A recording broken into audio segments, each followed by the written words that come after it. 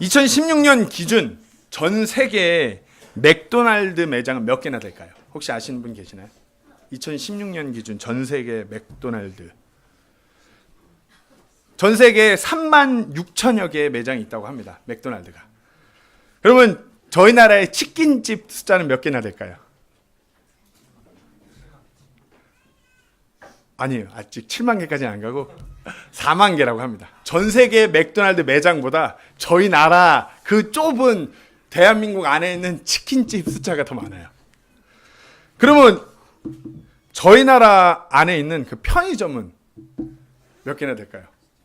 이게 지금 편의점 숫자는 해마다 너무 빨리 늘어갔고, 이거는 2018년 기준입니다. 계속 7만 개를 외치고 있네요.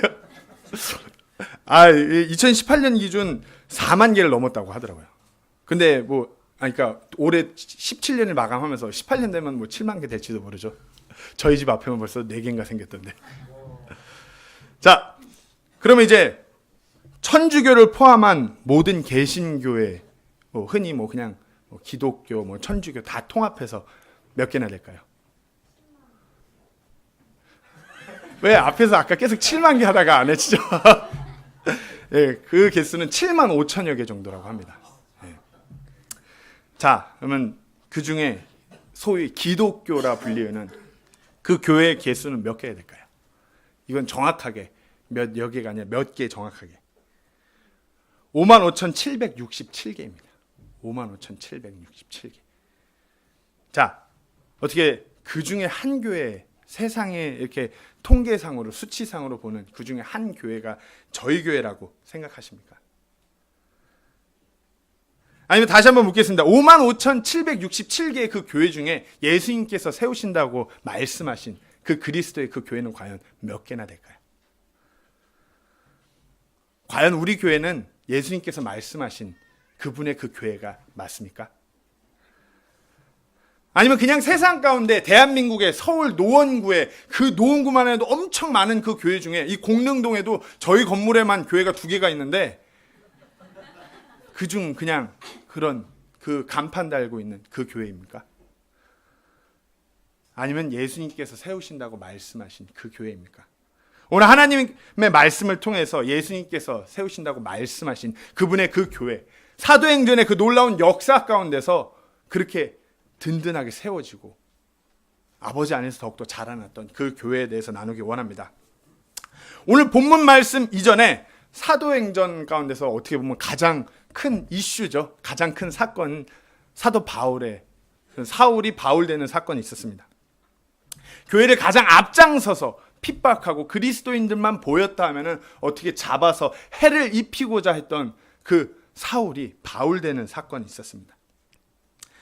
예수 그리스도만 믿는다, 증거한다 이러면은 아주 그냥 이를 갈던 자가 어느새 바뀌어서 이제 오직 예수 그리스도만을 선포하는, 자신의 모든 것을, 자신의 모든 삶을 들여서 오직 그분만을 나타내고자 했던 그 사도 바울의 회심 사건이 있었습니다. 그리고 이제 다른 제자들과 함께 그 예수 그리스도를 증거하면서 다른 이들로부터 이제 핍박받는 자, 그리고 다른 이들부터 정말 손가락질 받는 자가 되는 사건이 있었습니다. 그리고 오늘 본문 말씀은 오늘 9장 31절에서 그때라고 말하면서 오늘 본문 말씀이 시작합니다. 그렇게 사울이 회심하고 제자들에게 합류하여서 사도들에게까지 합류되어서 오직 예수 그리스도만 나타내는, 그분만을 선포하는 그 위험 가운데 계속 놓이면서 교회가 그렇게 나아가는 그때에 온 유대와 갈릴리와 사마리아와 이르러서 교회가 든든하게 세워졌다고 오늘 본문 말씀 이야기하고 있습니다. 이 교회에 대해서 성경 말씀 분명하게 더 철체스라고 얘기하고 있습니다. 그 교회, 온 유대와 갈릴리와 사마리아 지역의 그 지역 교회들이라고 말하고 있습니다. 그 지역의 그 각 교회들이라고 확실하게 말하고 있는 것입니다. 예수 그리스도의 그 교회들, 마태복음 16장 18절에 내가 내 교회를 세우리니 지옥의 문들이 그것을 이기지 못하리라고 말씀하셨던 그 교회, 사도행전 1장 8절 말씀에 오직 성령님께서 너희에게 임하신 후에 너희가 권능을 받고 예루살렘과 온 유다와 사마리아와 또 땅의 맨 끝 지역까지 이르러 나를 위한 증인이 되리라고 그렇게 말씀하신, 그렇게 세우시겠다고 말씀하신 그 교회, 그분의 교회가 그렇게 세워졌습니다. 그냥 외형적으로 보이는 그와 같은 교회가 아니라 예수님께서 말씀하신 그 교회, 그 지역에서 계속해서 세워져 나갔습니다. 단지 어느 한 교회가 어떤 특정한 놀라운 프로그램으로 어떻게 세워진 세상적인 그런 교회가 아니라 예수 그리스도를 믿음으로 인격적으로 만남으로써 구원받고 그 무리들, 즉 교회가 예수님의 말씀 그대로 세워져 자라는 그 교회입니다. 그리고 그렇게 세워진 교회는 예수 그리스도를 증거하는 교회요, 세상 가운데서 핍박받고 손가락질을 받고 위험 가운데 놓이는 그 교회라고 말하고 있는 것입니다. 그때, 그 어려운 그때, 그 위험한 그때, 그 너무나 그 힘든 그때 예수 그리스도의 교회는 세워지고 더 든든해져 갔습니다. 그리고 그 교회는 전 세대에 걸쳐서 지금까지 계속해서 세워져 왔습니다. 그냥 세상의 외형적인 인간적인 그 무언가를 추구하는 세상적인 교회들은 어떨 때는 더 폭발적으로 세워진 것 같습니다. 요즘 제가 더 느끼는 것 중에 하나지만 정말 대한민국에 너무나 많은 교회들이 있는데 그 교회를 봤을 때 물론 다 그렇다는 건 아니지만 교회 안에 복음이 너무 흐릿해져 갑니다. 복음이 뭔지 착각하는 분들이 너무나 많을 때가 있습니다. 그 말인즉 교회 안에 생명이 없습니다. 마치 어떤 나무가 있는데 생명이 없는, 그냥 겉은 그럴싸한데 이와 같이 이런 이런 강대상 같이 생명 없는 나무와 같은 그와 같은 교회들이 너무나 많습니다. 제가 그 대학교 후배 부부를 만났습니다. 그런데 그 부부 중 형제가 되게 신실하게 교회에서 섬기고 있어요. 막 일산에 사는데 매 주말만 되면 평택에 가서 교회를 섬기기 위해서 자기가 청소년부를 맡고 섬기고 있기 때문에 자기는 꼭 가서, 그래서 계속 그 먼 데서 일산에서 평택까지 매주 가서 섬기고, 뭐 또 부교육자나 전도사가 없기 때문에 자기가 꼭 열심히 섬겨야 된다고 신실하게 섬기는데 이런 고민을 토로하는 거예요. 제가 청소년 교사로 섬긴 지 벌써 2년이 돼 가는데 이제 청소년들의 관계가 형성되고 교회에 이제 막 잘 나오기 시작하는데 뭘 어떻게 해야 될지, 어떻게 뭘 나눠야 될지, 하나님의 말씀을 나눈다고 공과 공부라는 걸 막 한다고 하는데 애들은 다 먼 산 보고 있고 뭘 해야 될지 모르겠다고. 형님 어떻게 해야 될까요? 제가 묻습니다. 그럼 언제 복음은 전해봤나요? 예? 복음이요? 그거 어떻게 전하죠? 이렇게 묻습니다. 수년간 청소년 교사로 신실하게 섬기는 그 형제들, 자기는 예수님 인격적으로 만난 그 역사가 분명히 있는데 어떻게 전해야 될지 모르겠다. 어떻게 들어본 적이 없습니다. 형님 어떻게 해야 될까요? 물어봅니다. 교회 안에 복음이 희릿해져 갑니다. 교회 안에 누군가 발을 들이면 제일 먼저 이 영혼이 정말 그리스도 안에 있나, 우리의 한 형제가 되었나 안 했나 확인하고 그에게 먼저 다가가서 복음을 전해야 되는데 그저 교회에 발을 들이고 있으면, 잘 나오고 있으면 다 된 걸로 생각합니다. 또 이런 교회도 있습니다. 교회 안에서 하나님께서 우리를 창조하신 목적이 평안이라고 합니다. 평안. 많은 대형 교회들이 평안이라고 합니다. 때문에 우리가 교회로서 하나님의 사역을 붙들고 나아갈 때 우리가 힘들거나 부담이 되거나 짐이 되면 우리 안에 평안이 없기 때문에 절대 그러면 안 된답니다. 교회에 나와서 섬기는 것에 있어서, 드리는 것에 있어서, 무엇을 하는 것에 있어서 우리가 평안해야 됩니다. 때문에 그냥 쓱 와서 발자국 찍고 가는 많은 교인들을 만들어내는 그 교회들. 하나님과 함께하는 것이 조금이라도 고되고 우리가 힘들다면 우리는 그것이 하나님의 영광을 위해 창조된 그것보다 평안을 위해 창조됐기 때문에 그러면 안 된다고 말하고 있습니다. 때문에 어떤 힘든 어떤 말씀 묵상이나 기도하는 거나 아니면 하나님을 섬기는 일보다는 교회 안에서 재미난 거, 즐거운 거, 자신들이 원하는 일을 하기에 바쁩니다. 과연 그와 같은 교회가 예수님께서 세우시겠다고 말씀하신 그 교회가 맞을까요? 그것은 세상적으로 외형적으로 보이는 그저 그 한 교회입니다. 오늘 본문은 그때 그분의 그 교회들이, 예수님께서 세우신다고 말씀하신 그 교회들이 세워졌다고 말하고 있습니다. 그때 온 유대와 갈릴리와 사마리아에서 교회들이 then had the churches라고 말하고 있습니다. 핍박과 고통 가운데서 그분의 교회는 세워지고 크게 늘어났습니다. 오늘 하나님의 말씀을 통해서 그렇게 세워진 그 교회의 특징에 대해서 딱 두 가지만 나눠보려고 합니다. 제가 이렇게 두 가지라고 그러니까 혹시 오늘 목사님도 안 계신데 참 짧겠다라고 혹시 속으로 생각하시는 분들이면 편견이십니다. 지켜봐 주십시오. 진짜 그런지. 자, 첫 번째로 그렇게 세워진 그분의 그 교회의 특징은 그 교회에 안식이 있었습니다. 그때 온 유대와 갈릴리와 사마리아에서 교회들이 두루 안식을 얻어. 진정한 교회에는 안식이 있습니다. 쉼이 있습니다. 그때의 그 교회에 안식이 있다고 말하고 있습니다. 그때가 어느 때냐? 말씀드렸다시피 너무나 위험한 때, 그리스도인으로서 손가락질 받고 너무나 힘든 그 상황에서 교회가 세워져 가는 그때입니다. 핍박이 없어지고 먹을 것이 풍족해지고 교회의 어떤 환경이 나아져서 안식이 온 것이 아닙니다. 사도행전 이때쯤 오니까 이렇게 사라진 것이 아니라 더 힘들어져만 가는 그때였습니다. 핍박 가운데서 그 교회에 안식이 있었습니다. 교회가 무엇입니까? 우리입니다. 우리에게 안식이 있었다고 말하는 것입니다. 하나님께서 세상을 창조하시고 안식하셨습니다. 쉼을 가지셨습니다. 하나님께서 안식하셨던 그분께서 필요하셔서 그런 것이 아니라 그것이 필요하다는 것을 알려주신 것입니다.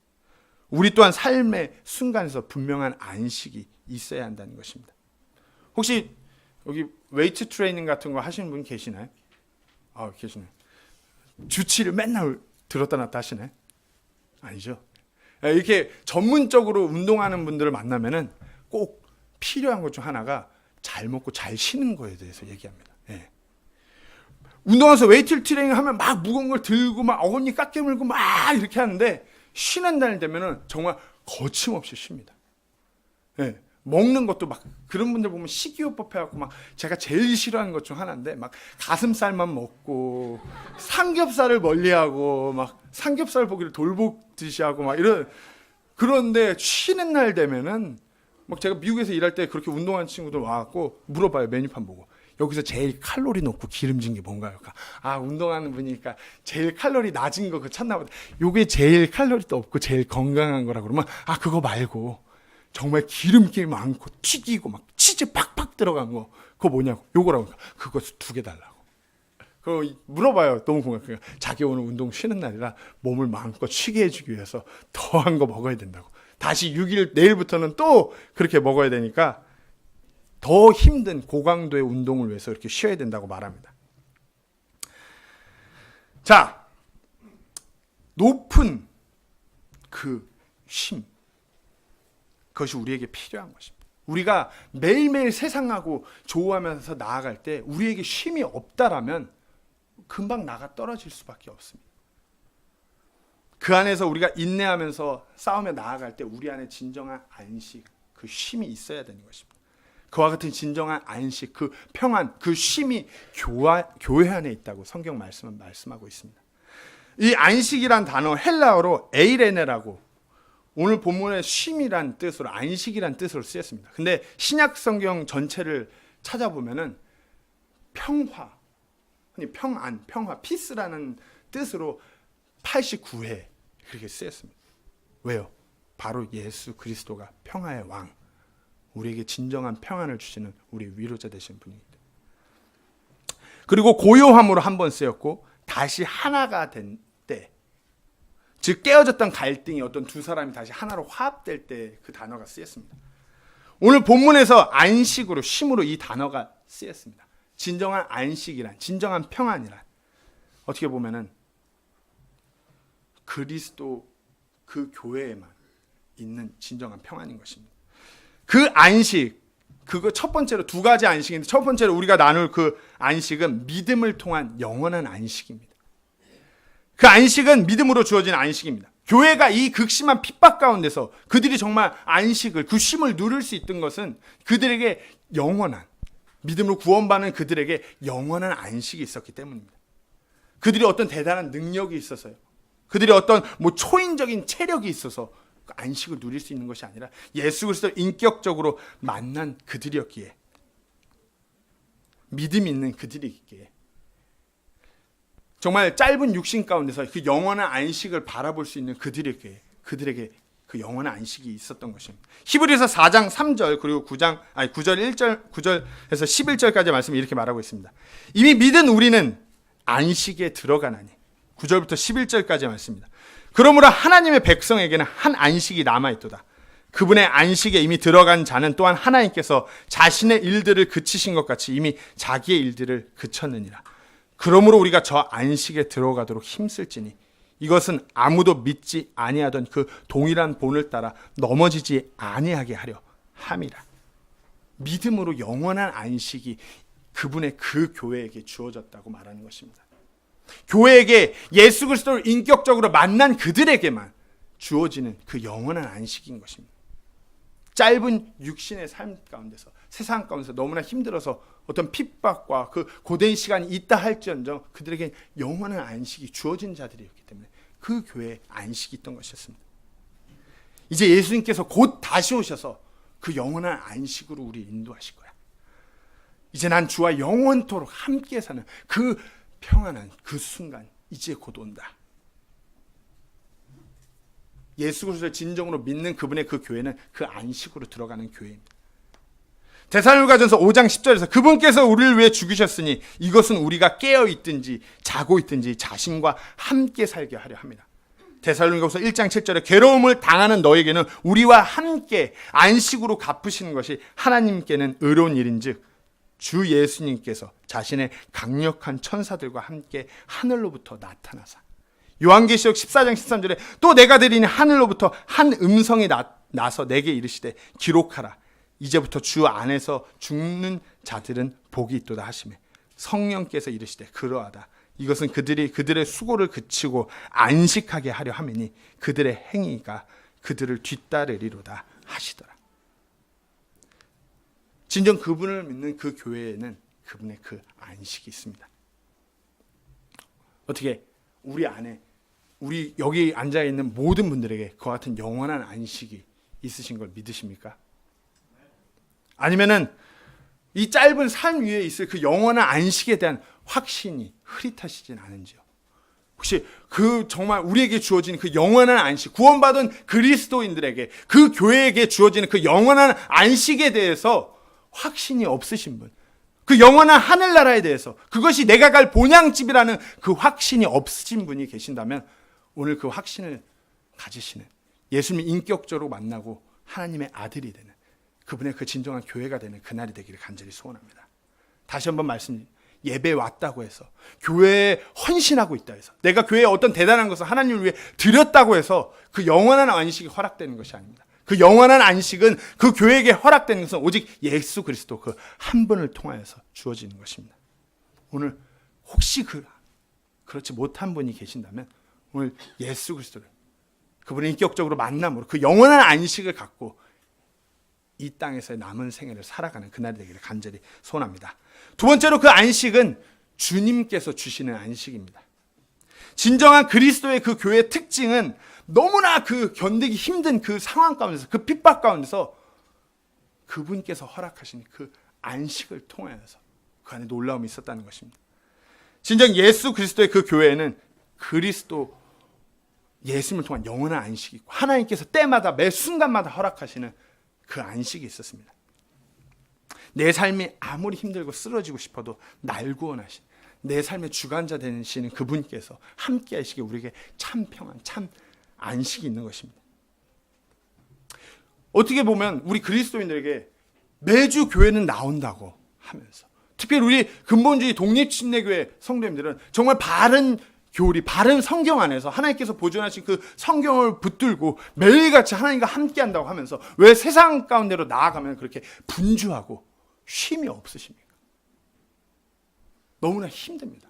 왜 우리가 소위 교단도 없고 힘도 없는 그런 독립침례교회라 힘든 것입니까? 그런 거 아니잖아요.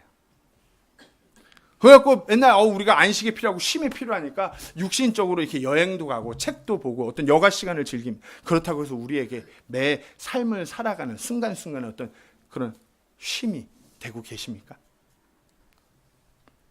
어찌 보면 우리 주님을 통해서 주님께서 주시는 그 안식이 우리 안에 없기 때문일지도 모릅니다. 분명 예수 그리스도를 개인의 구주로 받아들였음에도 불구하고 삶의 안식이 없고 힘이 든다는 것은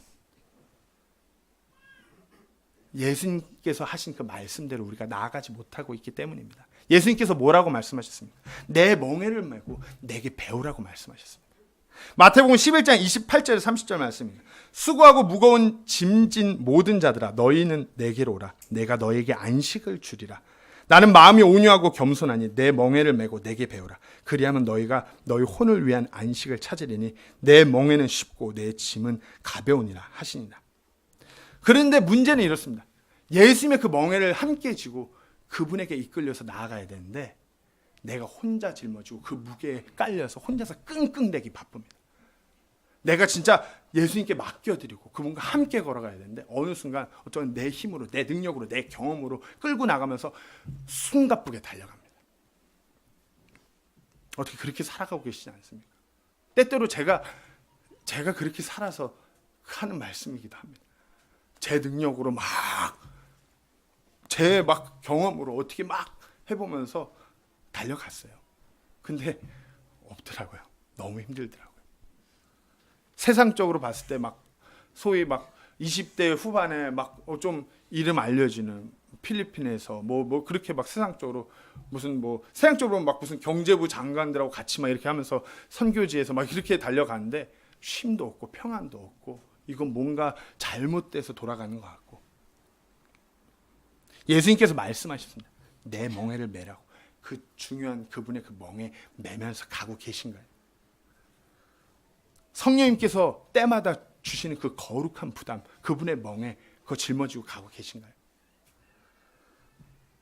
그분이 바라보는 것을 우리가 함께 바라보고 그분이 원하시는 것을 우리가 함께 끌고 나가는 그 일에 그 멍에 함께 동참하고 계신가요? 세상의 교회들은 어떤 체험이나 삶의 어떤 물질이나 성공이 주어져야지 안식이 있고 평안이 있다고 때때로 이야기합니다. 때문에 그런 삶을 살아가라고 얘기합니다. 또 때로는 세상의 교회들은 어떤 감정적으로 뜨겁게 폭발하는 예배나 어떤 뜨거운 찬양이나 어떤 뜨거운 기도를 해야 어떤 황홀경과 같은 느낌이 우리 안에 와야지 우리 안에 어떤 안식이 있고 평안이 있다고 얘기합니다. 그건 그냥 스트레스 해소되는 거죠. 그러고 뒤돌아서면 똑같은데요. 그것은 주님께서 주시는 것 같은 참 평화, 참 평안, 참 안식이 아닌 것입니다. 진정한 평화, 그 안식은 절대로 잔잔하고 풍요롭고 아무것도 없는 호수 가운데서 나타나는 것이 아닙니다. 진정한 그분께서 허락하시는 그 안식, 그 평안은 우리가 폭풍우를 향해서 그 안으로 들어가 있을 때 범람하는 그 파도 가운데 배가 흔들리는 그 가운데서 우리가 느낄 수 있는 것이 참된 평안, 참된 안식인 것입니다. 우리의 삶이 어떤 잔잔한 호수 가운데로 나아가고 있는데 그것에 평안이 있을 거라 생각하지 마십시오. 오늘 본문의 교회는 세상이 상상할 수도 없는 그 환난, 그 핍박 가운데로 걸어 들어갔습니다. 사도 바울, 교회를 핍박하던 그 자를 교회가 받아들였어요. 때문에 같이 교회를 핍박하던 사도 바울의 어떤 동료 같은 자들이 더 그 교회, 그 사도 바울을 찾아내서 아주 본보기로 삼겠다고 더 찾아냈을지도 모릅니다. 근데 교회는 그걸 받아들였어요. 그리고 더 핍박 가운데 나아가요. 그때 교회에 참된 안식이 있었다고 얘기합니다. 교회가 왜 갈수록 어떤 편리함을, 편안함을 추구합니까? 교회는 세상 가운데서 그분의 말씀 안에서 계속해서 그 힘든 그 좁은 길을 향해 나아가야 하는 것입니다. 교회 안에 힘들어하는 지체가 있습니다. 육신의 힘듦으로 또 며칠 전에 사고가 남으로 너무나 힘들어하는 그와 같은 형제가 있습니다. 그 형제를 생각하면 때때로 숨쉬기도 힘들고 그 형제가 다시 눈 뜨고 일어나게 해달라고 기도합니다. 교회 안에서 성도님들이 눈물을 주룩주룩 흘리고 힘들어하십니다. 어제 병원에서 몇몇 지체들이 수술실 앞에서 눈물을 흘리면서 막 그렇게 기도하십니다. 악책같이 눈물로 막 기도하고 막 그러고 난 뒤에 시간이 어느 정도 흐르니까 그 모습을 바라보는데 이제 다들 지치고 피곤한 기색은 역력한데 그것보다도 그냥 다들 그냥 어찌 하나님께서 우리에게 이럴 수 있을까? 아니면 이제 정말 우리가 이별하는 거지. 그냥 막 포기해버린 지 그냥 다 주저앉아서 그냥 멍하니 한숨만 쉬고 있는 그 모습을 바라요. 또 아마 함께하고 싶었지만 함께하지 못하면서 그 자리에서 계속해서 기도하다가 연약한 육신이기에 그와 같은 생각이 들어서 힘들어하는 많은 지체들이 있습니다. 우리 교회 안에 우리의 한 형제가 너무나 힘들어하기 때문에 막 하나님께 매달리다가 이제 매달리다가 시간이 지나면서 점점 힘들어하고 막 연약한 감정만 치솟아 오릅니다. 하나님 왜 우리에게 이런 시간을 주시나요? 제 스스로 그런 질문을 하게 됩니다. 교회 우리 지체들이 막 다 이제 번아웃 되는 것 같이 보이고 주저앉아 그냥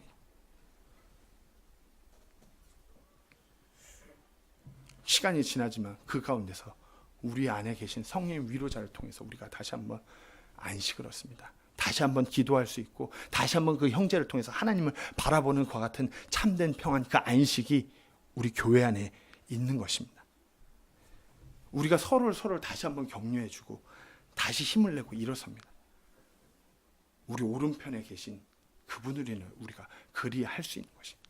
다시 한번 힘을 내서 다시 한번 우리가 쉼을 얻고 다시 한번 힘을 내서 그분을 예배하고 그 형제를 위하여 기도할 수 있는 것은 그분께서 허락하시는 그 평화가 있기 때문입니다. 시편 16편 8절 9절 말씀에 내가 주를 항상 내 앞에 모셨나니 그분께서 내 오른편에 계심으로 내가 흔들리지 아니하리로다.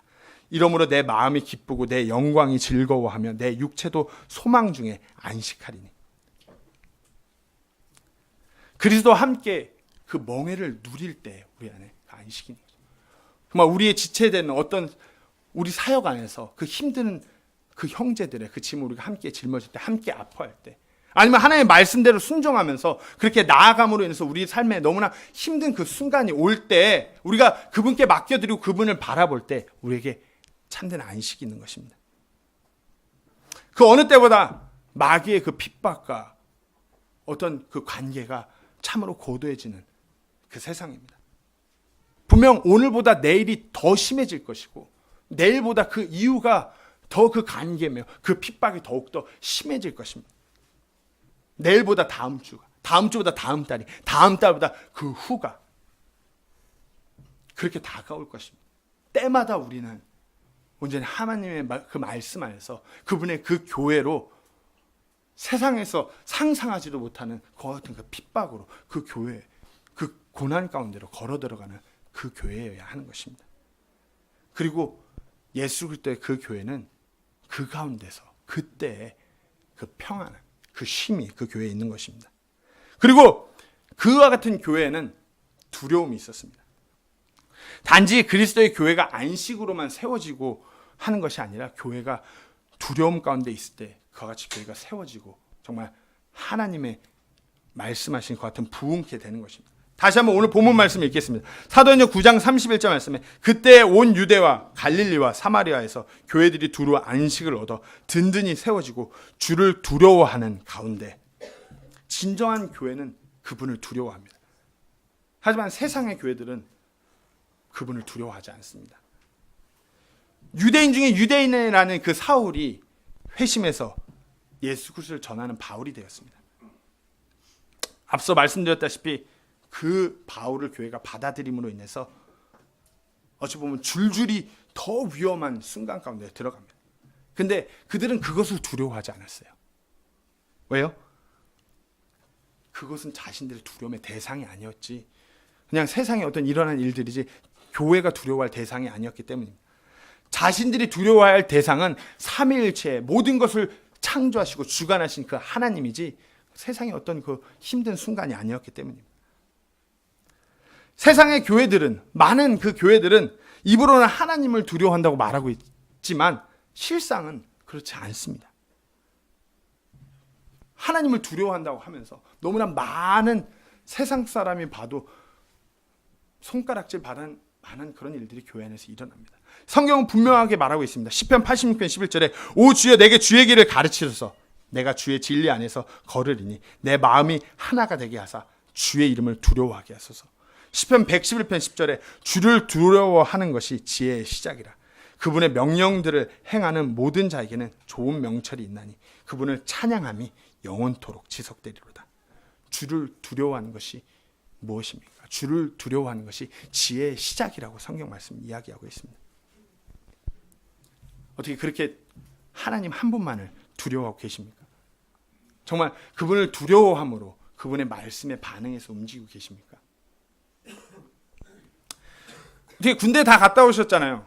군대 갔다 오신 분들이 이제 그 훈련병 때 가장 무서워하는 것이 뭐가 있을까요? 네, 빨간 모자. 네, 빨간 모자가 있습니다. 그 빨간 모자 쓴 친구들이 이렇게 이등병하고 몇 개월 차이도 안 나요. 네, 근데 막 이렇게 빨간 모자 쓴 친구가 더 무서워요.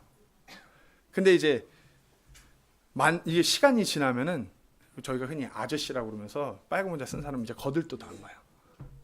아니 뭐 이러면서 막 쟤도 나랑 똑같은 아저씨 군인 막 이러면서 대수롭지 않게 넘기는데 훈련병 때 아니면 이등병 때 그 빨간 모자 쓴 사람만 보면 왜 이렇게 그렇게 무서워요? 벌벌 떨죠 그냥. 제가 또 다 엎드리라고 그러는 거 아니야? PT 8번 하라고 그러는 거 아니야? 아까 한 50번 했는데 또 하라고 그러는 거 아니야? 그리고 덜덜 떨어요. 근데 시간이 지나면 별게 아니죠. 근데 어찌 보면 우리 그리스도인들이 예수님을 인격적으로 만나고 내가 그 말씀에 반응해서 나아가고자 할 때 그렇게 하나님을 두려워하고 있다가 시간이 지나면은 마치 그 조개들의 빨간 모자를 내가 아무렇지도 않게 대수롭지도 않게 생각하는 것처럼 하나님을 그렇게 두려워하는 거예요. 어떤 세상에서 말하는 세상의 어떤 권력이나 어떤 물질적인 거나 내게 주어진 환경이나 상황은 점점 더 무서워하고 더 두려워하는데 하나님은 점점 두려워하지 않아요. 여기에서 요만큼에서 내가 이렇게 해도 괜찮겠지? 요만큼에서 이렇게 해도 뭐 대수롭지 않게 하고 넘겨요. 그래도 나는 바른 교리 안에 서 있습니다. 그래도 나는 하나님이 보존하신 성경 보고 있으니까 대수롭지 않게 생각해. 진정한 그리스도인들은 진정한 그분의 그 교회는 오직 그분만을 두려워하는 것입니다. 그 힘든 여정 가운데서 그분만을 두려워하는 것이 진정한 교회입니다. 왜 세상 가운데서 세상에 일어난 많은 일들을 두려워하고 무서워하면서 벌벌 떨고 있습니다. 두려워할 그 대상을 온전히 두려워하지 않기 때문입니다. 미국의 존 게츠 박사님은 이런 말씀하셨습니다. 하나님을 두려워하지 않는 자는 다른 모든 것들을 두려워하게 된다. 하나님을 온전히 두려워하지 않는 그 자는 심지어는 자기 배우자가 제일 두려울 수도 있어요. 자기가 맨날 나가는 그 회사가 가장 두려울 수 있고, 자기가 매일같이 숨쉬면서 나아가는 그 세상이 두려울 수 있고, 자기가 매일같이 짊어지고 가는 그 가정이 제일 두려울 수도 있어요. 왜? 하나님을 두려워하지 않기 때문에. 우리가 마땅히 두려워해야 되는 그 한 대상을 두려워하지 않기 때문에 다른 모든 것들이 두려운 것입니다. 왜 아내가 제일 때때로 무서워져요? 우리 형제님들. 하나님께서 내게 허락하신 돕는 배필이라고 하는데 아내가 두렵대요. 아니면은 뭐 우리 청소년들 부모님이 가장 무섭대요. 우리 청년들은 안 그렇겠죠? 네. 우리 청소년들은 용돈 끊길까봐 뭐 부모님이 무섭다는 친구들 꽤 많더라고요. 우리가 온전히 두려워야 될 그 대상, 교회가 두려워해서 벌벌 떨어야 되는 그 대상, 우리 주 하나님밖에 없습니다. 근데 점점 하나님을 등한시해요. 그저 그런 대상으로 생각하고 있어요. 입술로는 우리가 우리 주 하나님만을 온전히 두려워하며 나아가고 있습니다라고 하는데 정작 그 안에서는 고칠 게 없어요. 하나님 앞에서. 교회는 하나님을 두려워함으로 인해서 세상 가운데 핍박이나 고난이나 어떤 어려운 환경들을 맞서서 담대하게 들어가는 것이 교회입니다. 그리고 오히려 그 시간으로 인해서 교회가 든든히 세워지고 그 안에서 세상의 그 어떤 것도 비교할 수 없는 그와 같은 안식, 그 평안이 있는 것입니다. 우리가 그런 교회, 그분의 그 교회가 되어야 되지 않겠습니까? 그런 교회 되게 하소서. 우리가 그런 교회 되겠습니다. 내가 그와 같은 그리스도인이 되겠습니다. 입으로는 수없이도 외치는데 왜 세상 앞에만 나가면은 그렇게 벌벌 떠는지. 세상을 더 두려워하게 되는 저를 발견합니다. 저의 아들만 봐도 세상이 막 점점 더 무섭습니다. 갈수록 왜 이렇게 말은 안 듣고 앞으로 어떻게 할지 두렵습니다. 하나님께서 우리 가정을 지키시고 하나님께서 내 자녀들 온전히 그 길로 인도하시는데 우리 아들의 어떤 행동과 하나하나 볼 때마다 괜시리 더 두렵습니다. 얘가 이러다 아니면 내 주어진 내 앞의 상황들을 생각할 때 내가 하나님만을 두려워하면서 온전히 말씀 가운데 반응해서 나아간다고 하는데 세상에서 내일 당장 어떤 그 어려운 상황들을 마주하게 됐을 때 너무 두려워요. 혹시 이러다 이게 잘못되는 거 아니야? 우리가 온전히 하나님만을 두려워해야 합니다. 낭중 가서 뭔 일 있으면 내가 좀 더 가정이 바로 쓰고 아니면 낭중 가서 내가 좀 더 경제적으로 안정이 되면 온전히 하나님을 두려워하겠다 이런 거 늦은 겁니다. 아니면 교회에는 오셨지만 아직 예수님을 인격적으로 만나지 못했지만 내가 좀 시간이 지나면 이후에 좀 더 안정되고 내가 진짜 인격적으로 예수님 만나서 교회 안에서 바로 서겠다 막 이런 분들이 있다면 버스 떠나면 늦은 겁니다. 요한계시록 6장 15절 17절에 땅의 왕들과 위대한 자들과 부자들과 총대장들과 용사들과 모든 남자 노예와 모든 자유로운 남자가 동굴과 산들의 바위들 속에 숨고 산들과 바위들에게 이르되 우리 위에 떨어져 왕자에 앉으신 분의 얼굴에서와 어린 양의 진노에서 우리를 숨기라. 그분의 진노의 큰 날이 이르렀으니 누가 능히 서리오 하더라. 그분께서 다시 오셨을 때 이 땅에 아무리 대단한 자라 할지라도 이 땅에 아무리 비천한 자라 할지라도 그분을 전혀 두려워하지 않았던 그 자들 그분을 대적했던 그 자들 모두 다 그분을 덜덜 떨게 됩니다.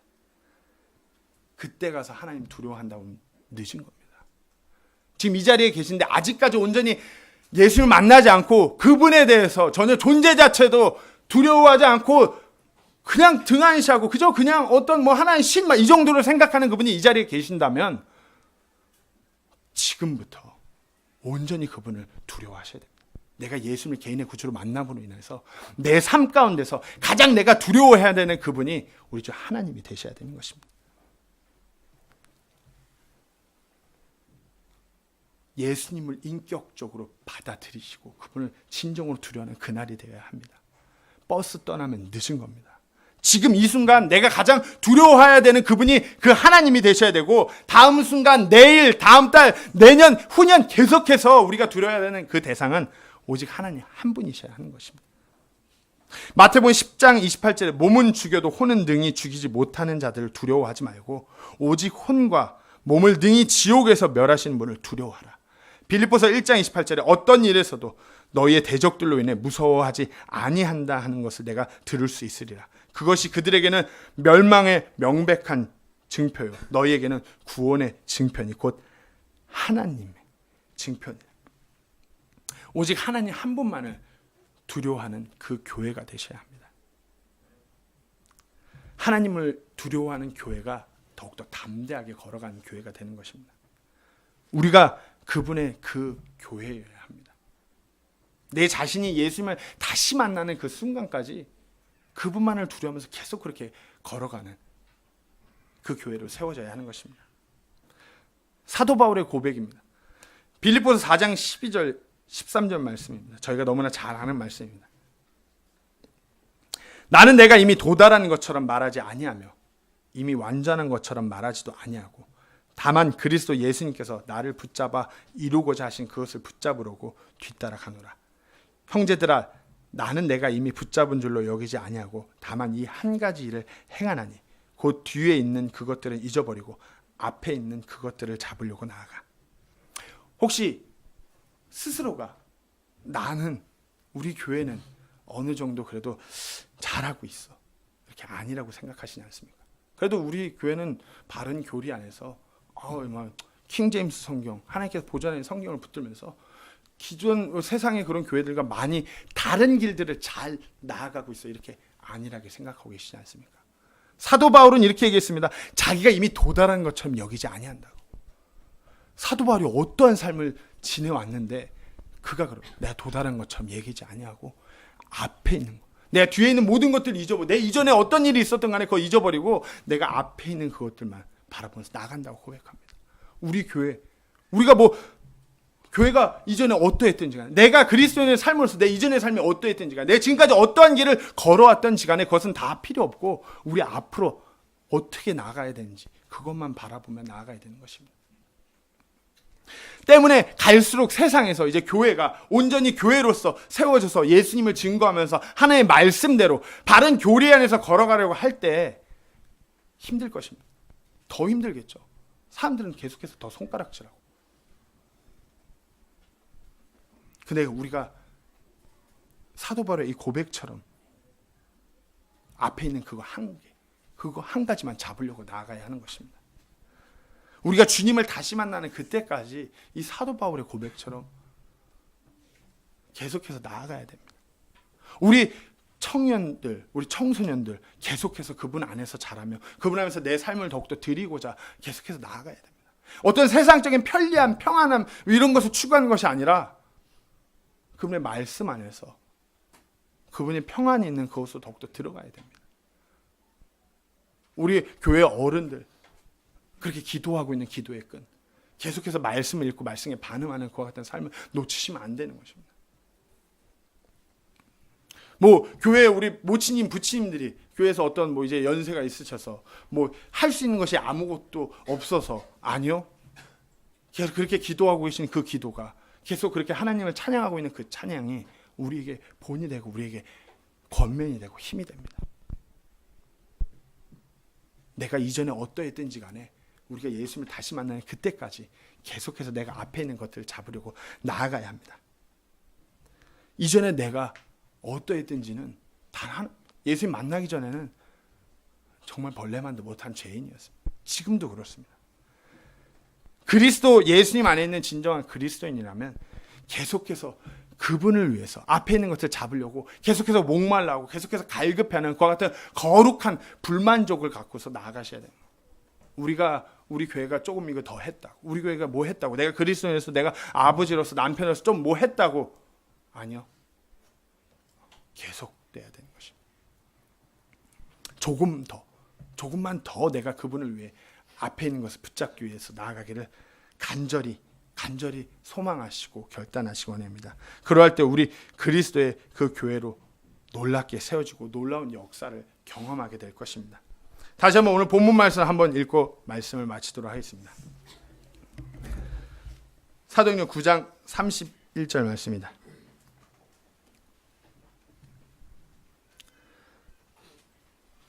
그때 온 유대와 갈릴리와 사마리아에서 교회들이 두루 안식을 얻어 든든히 세워지고 주를 두려워하는 가운데 성령님의 위로 안에서 걸으며 크게 늘어나니라. 기도하시겠습니다.